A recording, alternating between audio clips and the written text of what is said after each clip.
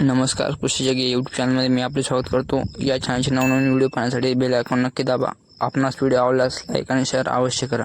आपण जर मान्सून बद्दल सांगायचे झाले तर मान्सून बऱ्यापैकी प्रगती झालेली आहे. महाराष्ट्र बहुतांश व्यापला आहे, त्यामुळे महाराष्ट्रात पडणारा पाऊस हा मान्सूनचा असणार आहे. पूर्व विदर्भाच्या किंवा उत्तर महाराष्ट्रात थोडा भाग सोडता संपूर्ण महाराष्ट्रात मान्सून दाखल झाला आहे. आपला अंदाज आहे पुढील 2 दिवसात संपूर्ण महाराष्ट्र मान्सून व्यापणार आहे. आपण जर स्कायमेट रेनफॉल या मॉडेलचा अंदाज पाहिला तर आज महाराष्ट्रात, पश्चिम महाराष्ट्रात, मध्य महाराष्ट्रात आणि कोकण किनारपट्टीवर मुसळधार पावसाची शक्यता आहे. उत्तर महाराष्ट्रात विखुरलेल्या स्वरूपात एका दुसऱ्या ठिकाणी मुसळधार पावसाची शक्यता आहे.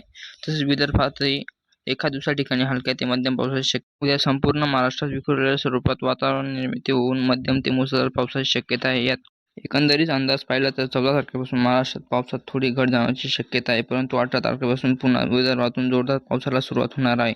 14 तारखेपासून ते 18 तारखेपर्यंत महाराष्ट्रात भाग बदलत एका दुसऱ्या ठिकाणी वातावरण निर्मिती होऊन मध्यम ते जोरदार पावसाची शक्यता आहे. आणि महत्त्वाची बाब, पावसात खंड अजिबात नाही.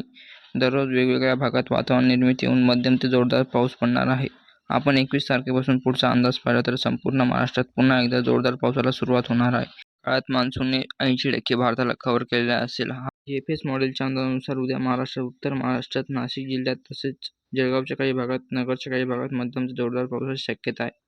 मराठवाड्यात छत्रपती संभाजीनगरच्या काही भागात मध्यम ते जोरदार पावसाची शक्यता आहे. पश्चिम किनारपट्टीवरील सर्व जिल्ह्यात मध्यम ते जोरदार पावसाची शक्यता आहे. पश्चिम महाराष्ट्रात सोलापूर, सातारा, पुणेच्या बहुतांश भागात जोरदार पावसाची शक्यता आहे. विदर्भात विरळ पाऊस